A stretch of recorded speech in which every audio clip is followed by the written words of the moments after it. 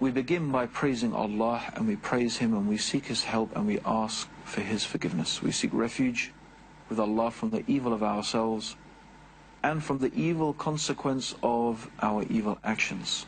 Whomsoever Allah guides, there is none to misguide, and whomsoever Allah leaves to go astray, there is none to guide.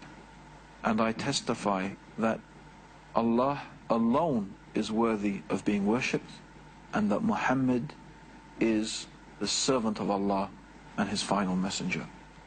Today we're going to conclude with perhaps the most misunderstood of the concepts that we are dealing with in Islam, and that is the concept of jihad. The word jihad has today become almost synonymous with terrorism, and that's something that is very important that we need to qualify and clarify. That jihad does not mean terrorism. In fact, when we look to the Islamic Sharia, to the Islamic law, we clearly find that terrorism, if we mean by terrorism the targeting of women and children and civilians in order to achieve our military, political, religious or ideological objectives. If that's what we mean by terrorism, targeting civilians, then it is absolutely clear from the Sharia, from the Islamic law, from the way that has been taught to us by Allah through His Prophet Muhammad, that such a way of fighting or conducting one's affairs is not allowed. In several different places, the Prophet Muhammad is reported to have said and told the Muslim armies who were fighting, do not kill the women, do not kill the children. Way of fighting or conducting one's affairs is not allowed. In several different places, the Prophet Muhammad is reported to have said and told the Muslim armies who were fighting, do not kill the women, do not kill the children, do not chop down the fruit-bearing trees. Leave alone the churches and the synagogues and the monasteries, and leave the people there to dedicate their life to what they dedicated their lives to. Even the Prophet Muhammad had prohibited the poisoning of water supplies. In one particular incident, we find that the Prophet Muhammad, may God's peace and blessings be upon him, after a battle, had noticed that his companions were gathered around something, and he said to one of the companions who was standing near him, "What is that? What is going on over there?" And his companion said, "O Messenger of God, it is a woman who was killed in the course of the fighting." And the Prophet Muhammad said, "That is not one against whom war should be fought." If the Prophet Muhammad showed his disapproval of a woman being killed in the actual battlefield, then how possibly could Islam allow targeting of women and children as an act of warfare? In fact, we find that the religion of Islam has taught the best way, the best manners, the best conduct. However, warfare is a reality of human life. Islam is not a pacifist religion. Islam is not a pacifist religion, but it is a peaceful religion. That means that Muslims are not expected or required that when they are being oppressed, when their lands are being invaded, when their communities and their religion is being insulted, that they should merely accept such a situation. Muslims are required and they are ordered in the Quran to resist such occupation and such treatment. In fact, the Prophet Muhammad, may Allah's peace and blessings be upon him, taught us that Allah does not love the oppressor, and Allah does not love those also who allow themselves to be oppressed. So as long as we have the ability to resist oppression, then we should do that. And so it is very clear that the Quran teaches a concept, and Islam teaches a concept of physical conflict, especially in the case of defending oneself and defending one's land. Therefore, if one has the ability to resist this attack, even with arms and with fighting, and if that is what is required, that is what the Muslim is obliged to do. And there are many passages in the Quran that teach us that when this situation occurs, when our enemy attack us, then we are required to defend ourselves. And we are required to resist that oppression and resist that attack, and do so in the most efficient manner. However, the Quran also tells us that Allah does not love the aggressors. Allah does not love those people who initiate aggression. And also that in nearly every single place in the Quran where Allah mentions fighting, as the Arabic word is qital. So whenever Allah subhanahu wa ta'ala mentions the physical fighting, the actual physical violent jihad, you'll find that also Allah mentions that if they incline to peace, then you should also incline to peace. So that Islam does not seek to have a prolonged situation of aggression and conflict. In fact, peace should be the norm. Peace should be the normal situation. Fighting, physical fighting, is a last resort. It's something that we have to resort to when there is no other means or no other way. However, the word jihad, although often does refer to a physical conflict in the Quran, often the word jihad is used to mean the physical type of fighting. The word does have in the Sharia a much broader meaning and a much broader context. Literally, the word jihad means to struggle. This is what the actual word in Arabic means. In fact, it means to struggle to the utmost of one's ability. To struggle to the utmost of one's ability to do what? To get money, to take other people's property, to get booty. The Sharia, the way that leads to Allah on this earth, that is when truly we will have real peace on this planet. So jihad is the struggle in order to do that. And it could be, primarily it is, an internal struggle. The first place that the jihad takes place is within one's own self, within one's own soul. This is known as jihad bil nafs, the jihad against your own passions and your own desires. Because this is the reality of life. Life is a test. Allah has created this world the way it is to test us. Will we obey God or disobey God? And that's why there is poverty and wealth, health and sickness, beauty and ugliness, and so on and so forth. All of these things are a test to see, will we obey God or not? And one of the things that is part of that test is that we have desires.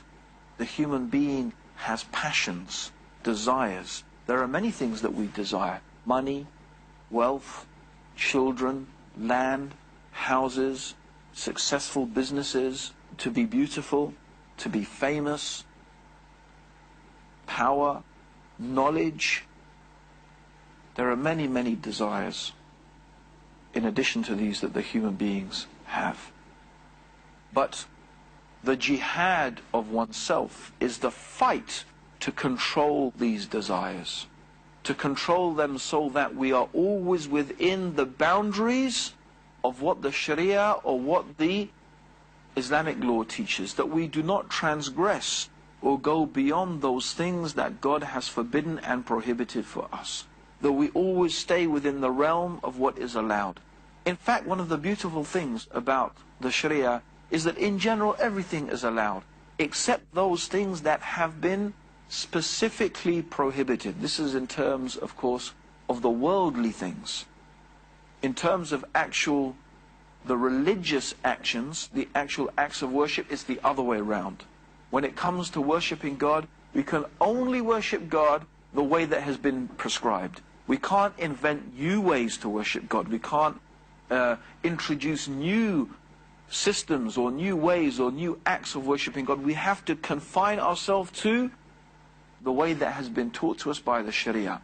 But in terms of other things, in terms of what we can eat, what we can drink, the things that we can do, it is all lawful and it's all allowed except the things that God has prohibited.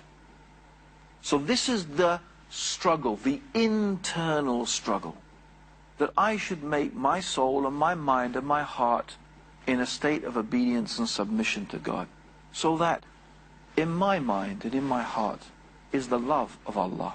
And the love of Allah, the love of God, is more than anything else.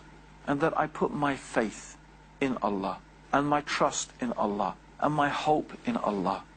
This is the internal struggle that takes place. And one aspect of this internal struggle is the struggle against the archetypal enemy, the great and sworn enemy of human beings, Iblis or Satan. Satan is one of the jinn, and he lived with the angels. When Allah or God first created the first human being, Adam, Allah said to all the angels, I'm going to create a successor on the earth. In other words, that God was announcing to the angels that he was going to create a creature on the earth that would succeed one generation after the other. And the angels said, oh Allah, are you going to create a creature that is going to cause mischief and shed blood? But Allah said to the angels, I know what you don't know. Anyway, Allah created Adam, and Allah told the angels to bow down to Adam, and they all bowed down except Iblis, who was one of the jinn. Iblis refused. And Allah said, oh Iblis, what is wrong with you that you are not bowing with those who are bowing? And Iblis, or the devil, or Shaitan said, I am better than him. You made me from smokeless fire. You made him from clay. Then Allah subhanahu wa ta'ala, the Creator, was going to expel Iblis. But Iblis said, oh God, give me respite. Give me until the last day, and I will misguide this humanity, these human beings. I will take them away from your straight path, and I will bring them all with me to hellfire except some chosen few. So therefore our sworn enemy is Iblis. So the other jihad is the jihad against the devil, or the jihad against Iblis. It's a battle that goes on 24 hours a day, 365 days a year, from one descendant to another descendant. It's an ongoing battle. And so this is another jihad, the jihad against Shaitan. And the devil attacks us with what? He puts into our head doubts. Doubts about Allah, doubts about his religion. And he stirs up within us our desires and our passions, and through that tries to mislead us away from obedience to Allah. So the other jihad is to fight this impulse, to fight this misguidance. This is the other type of jihad. Then we have the jihad of the tongue, or the jihad of the pen. This is when a person speaks out against injustice, wrongdoing, tyranny. With their mouth they try to forbid what is evil and enjoin what is good, to call people to the true message of Islam, of submission to God, of the Quran, of the guidance that was given to Prophet Muhammad. This is what we call the jihad of the tongue, or the jihad of the pen. And this is another aspect of jihad. Then ultimately and finally we have that final type of jihad that we have mentioned, and that is the jihad with the sword, or the physical jihad that involves fighting. And again, this is specifically and only in order to defend the religion of Islam, the lands of Islam.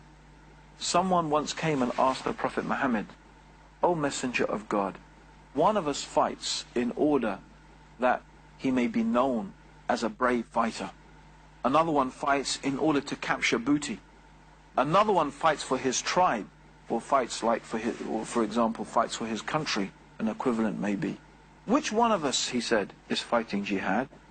The Prophet Muhammad, may God's peace and blessings be upon him, said, the one who fights to make the word of Allah, obedience to Allah, the highest, this one is fighting jihad.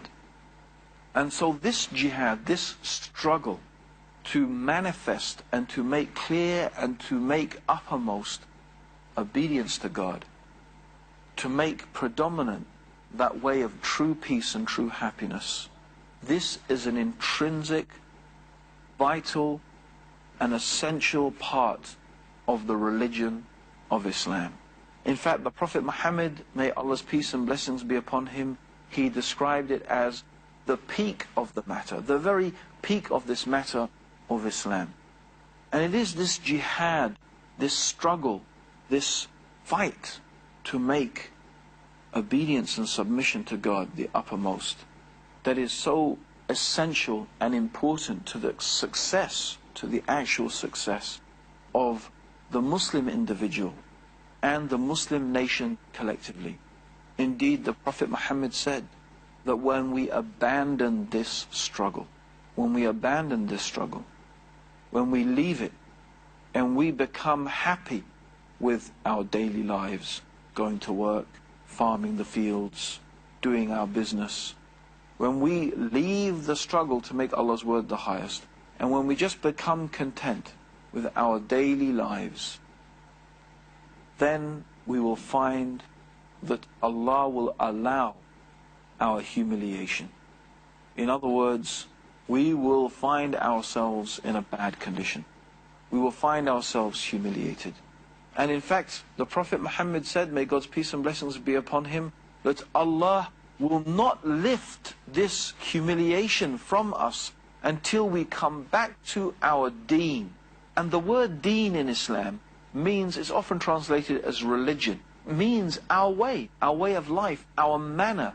And so that means at the very heart of the Muslim way of life, at the very heart of our manner and our character, must be this struggle, this fight to make obedience to God dominant within ourselves and amongst the people around us.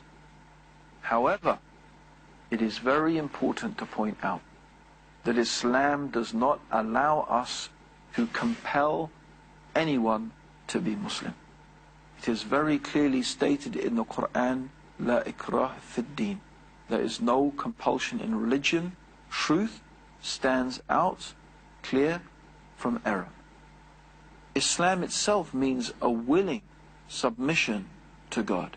And it is true that some people need to be encouraged in a certain way, but actually compelling or forcing people to become Muslim, this is antithetical to what Islam teaches. In fact, it is a great myth that Islam was spread by the sword. It is true that in the early days of Islam, when the Muslims were subjugated to attacks and constant attacks by the Roman Empire at the time and by the Persian Empire at the time, the Muslims had to fight in order to defend themselves. And since those empires stretched for great areas, then ultimately the Muslim armies occupied many of those lands that were formerly the lands of the Persian and the Roman Empire. But it is noteworthy that no Muslim armies went to Malaysia, no Muslim armies went to Indonesia, the single most populous Muslim country in the world. In fact, Africa, the continent that has the most Muslims in it, especially Central Africa, no or very few Muslim armies entered into that area. So many of the lands where we find Islam today, it was not spread there by the sword. In fact, we find a remarkable phenomenon taking place, that in the West, Islam is the fastest growing religion in the West today. And Islam is growing at astronomical rates in the West and in the world in general. And there are no Muslim armies. There is no one in the West forcing people to become Muslim at the point of a sword. Yet Islam is still growing. This shows that the impetus, this shows that the reason why people accept Islam is not to do with forceful conversion. It is to do with the intrinsic nature of the Islamic truth. It is to do with the sublime and beautiful message of the Quran and the teachings of the Prophet Muhammad. Of course, every Muslim has the duty to convey the message of Islam in the best manner possible. And that could be done either through words or, more importantly, through our behavior, through displaying the noble and the good characteristics that every Muslim should have of truthfulness and honesty, trustworthiness, keeping our promises and fulfilling our pledges and our trusts, our honesty in business dealings. These were the very things that attracted so many millions of people to Islam. And they are the very qualities that Muslims need to display in their everyday life. And still many Muslims do display those qualities, and all praise is due to Allah. So this imperative, this need to convey the message of Islam is important. We invite people to Islam. That's our job. The word da'wah means invitation. We can't make anybody Muslim. That's not our job. It is not my task or responsibility to actually make a person Muslim. No. My job is to invite them, to explain to them, to propound to them those teachings of Islam, what they are really about. But it is Allah alone who guides people. It is Allah who guides those people who are truly worthy and deserving of this noble and beautiful religion of Islam. Allahumma salli ala Muhammadin wa ala alihi wa sahbihi wa sallam.